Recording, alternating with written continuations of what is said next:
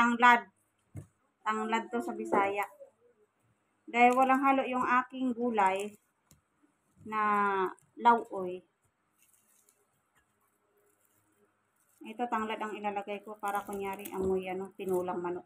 Diba? Nadit lang siya guys.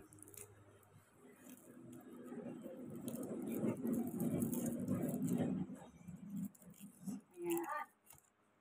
Diba? Ayan, atin pa itong patanggalan ng mga tinik-tinik. Mayroon pa mga tinik-tinik. Ayan yung buhay ng nanay. Start yung malupit para makaulam. Saka na tayo ulam ng masarap pag nakapitas na tayo kay Facebook. Pag pinayagan na tayo ni person na pumitas. O, diba? Ayan muna. O, dahil kumulo na, ito na siya. So, ayan guys, nakaready na ang ating pang-ulam ng tanghalian.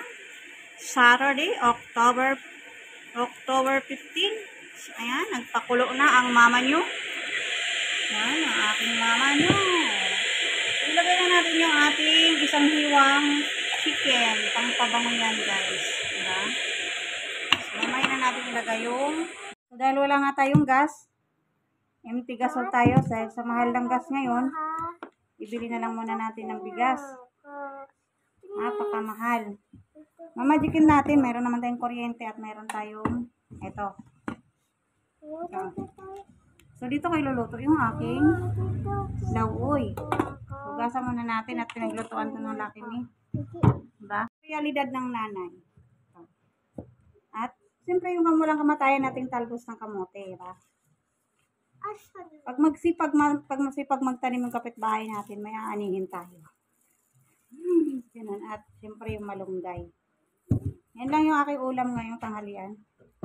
Today is Saturday, October 15. Ayan. Talbos ng kamote at malunggay. At yung aking isang hiwang chicken.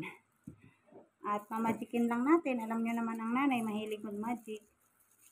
So, ayun guys, magluluto tayo. Ilalagay na natin yung ating talbos ng kamote. Ayan, walang sibuyas, walang kamatis, walang luya. Mayroon naman tayong tanglad. So, okay na yan. At ating halo-haloin. Huwag lang mag-ground. Kaya naku, pag nag-ground, mag-krig-krig talaga. Okay lang sana kung ibang ground yung mararamdaman mo.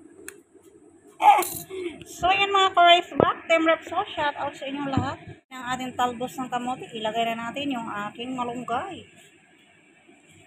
Ganun lang kasimpleng buhay. Huwag problemahin ang ulam kung mayroon kang mapipitas sa kapitbahay. Sipag.